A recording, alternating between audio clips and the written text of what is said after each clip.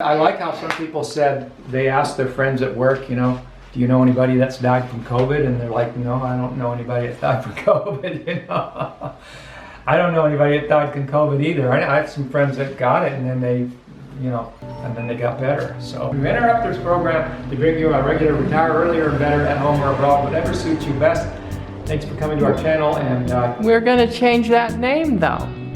Yes, focus on a better life. Oh. I think that's good. How about this? Where should we go? That's good too. Where should we go, Frank and Angie? Where should we go?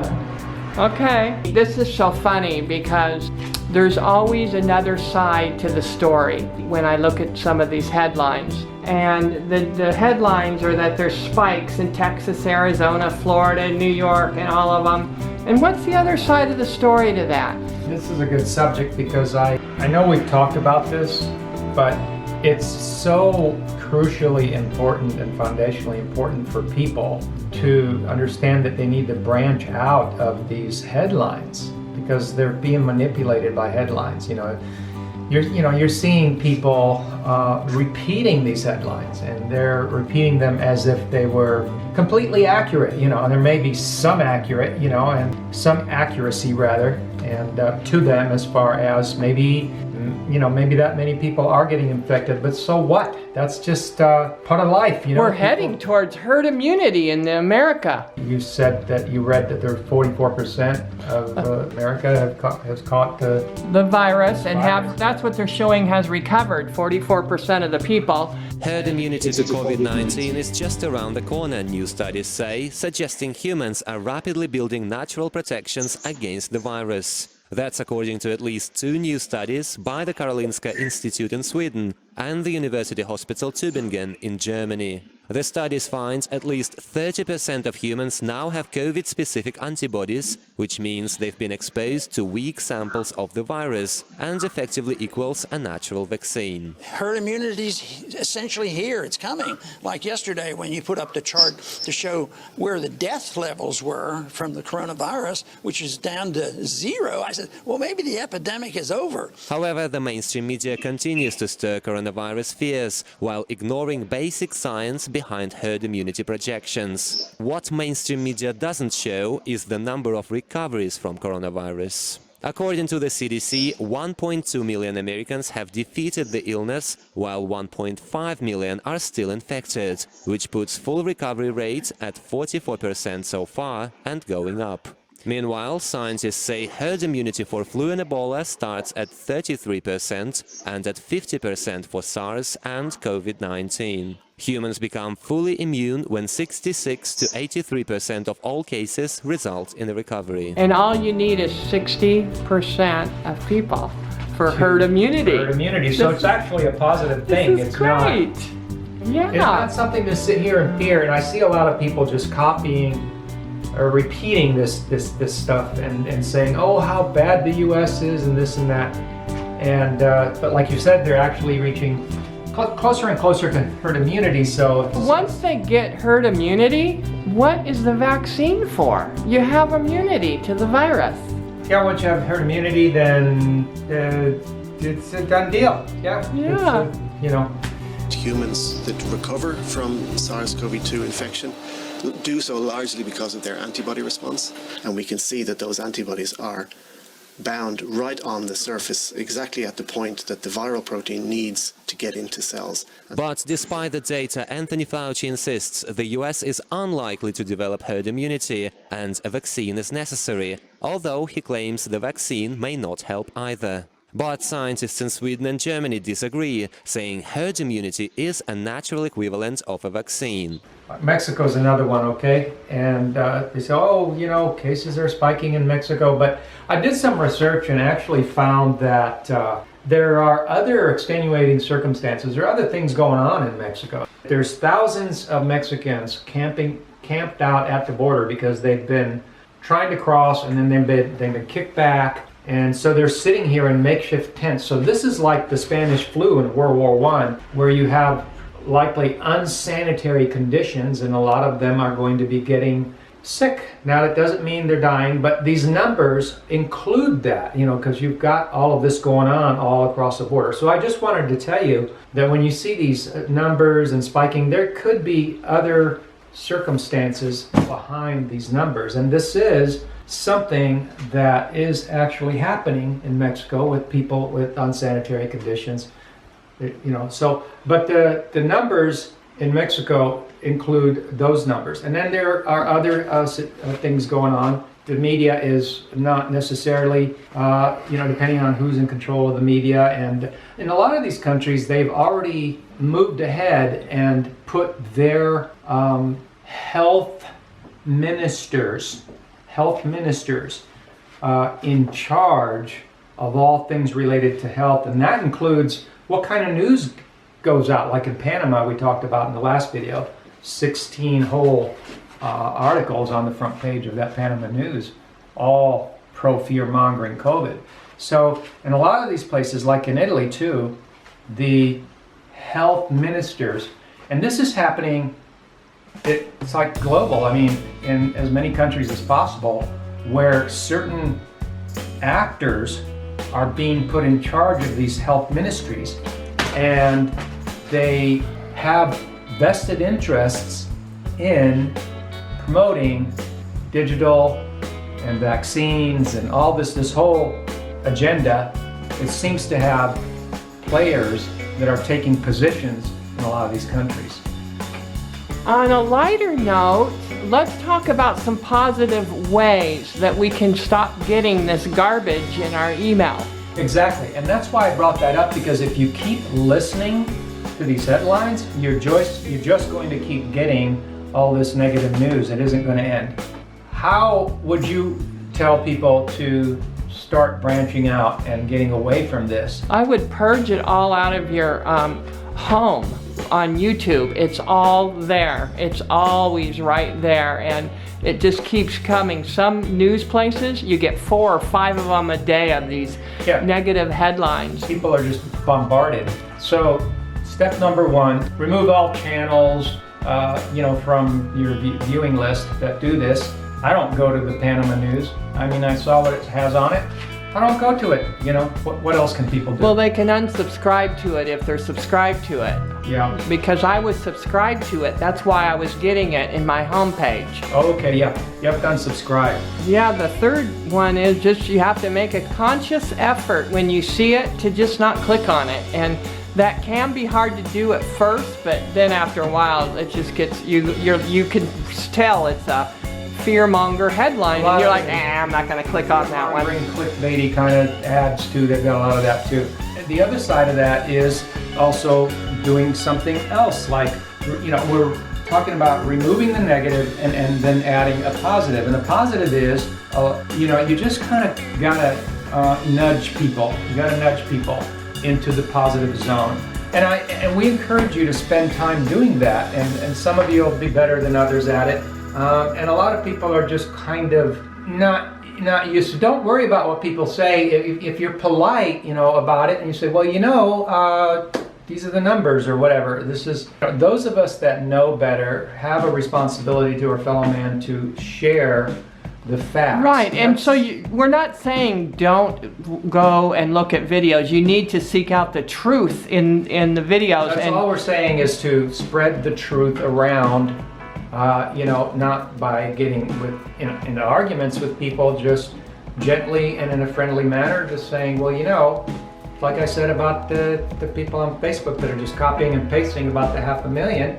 I said, well, 500,000 deaths in the world over, which is the same number as historically over influenza. And if you don't tell them that, they don't think about it. It's like people are mentally lazy. They don't, they just do what we're talking about. They just take these headlines and then they pass them around. So why not, those of us that know better, make the effort to counter that by passing around the actual facts? State health officials report the highest single-day increase in coronavirus cases to date, almost 3,800 new infections recorded yesterday alone. With us now is Arizona Congressman Andy Biggs, chairman of the House Freedom Caucus and member of the Judiciary Committee. Congressman Biggs, thank you for joining us, sir. I want to put the overall numbers of Arizona on the screen if I can. We just talked about the fact 3,800 plus infections yesterday. Overall, 73,000 cases plus, 1,594 deaths. The death rate is still down, Congressman, but are you concerned about the rising number of cases in your state? Yeah, of course we're concerned with that, Trace, but I mean, you need to look at put those numbers in context. For instance, a lot more testing is being done. We have 2 border counties where they really have increased the number, so they've become the hot spots. Those with the Navajo Reservation up in the northeastern Arizona, those 4 counties really are the spot. But at the same time, we've discharged 4,000 patients since June 1st.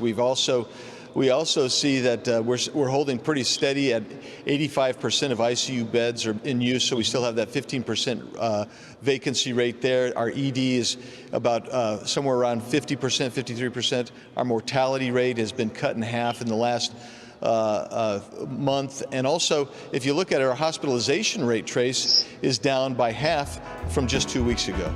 And that way we put a stop to this spread of misinformation, because you know, the bad actors rely on this spread of misinformation in order to, you know, keep moving forward with the agenda. So I think it's really, really crucial, and I like how some people said that they asked their friends at work, you know, do you know anybody that's died from COVID? And they're like, no, I don't know anybody that died from COVID, you know.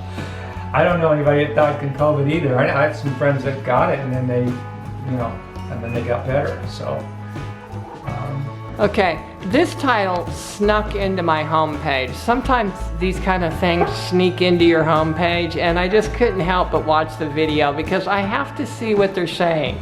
And the title was called 100 Scientists Say That Corona is Airborne. All right, so you're clicking on the clickbaity, fear-mongering titles? Yes, because I just thought, okay, all right. Sometimes I just am curious, so I want to see what it's going to say, because how come all of a sudden are they coming out with a title that it's airborne?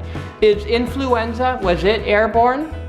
Yeah, it's not propane gas. I mean, I watched the video and the last 1 minute said, it says it's possible that the coronavirus can be airborne, but that is not supported by clear evidence. That's like saying it's possible that people can live on Mars, but it's not supported by clear evidence. So it's really kind of a nothing statement. It's a nice way to get people to click, and it worked. It is possible I could go into the kitchen and start cooking dinner, but I don't know. I might not want to do it. It's possible we could have a triple-decker lasagna within an hour, but it's not likely. It's unsubstantiated by any facts.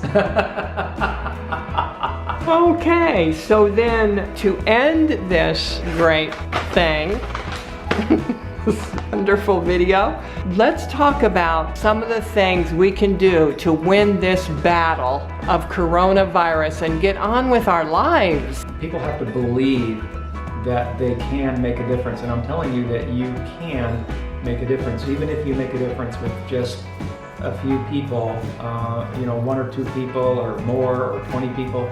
You know, little by little, you just discuss the facts, and you just do what you can, and things don't change because people do nothing. People change because people take action and they do something, especially those of us that know something about it. You know, we make videos, we talk to people as much as we can, everywhere we interact with people. We talk to people, we pass out facts. Pass out the facts, you know. I also think, like what we were talking about earlier though, that we have to keep a positive attitude and a positive outlook, even though this is going on. And one of the ways to do that, I'm telling you because I've done it, is to get rid of all the fear-mongered news out of my YouTube homepage.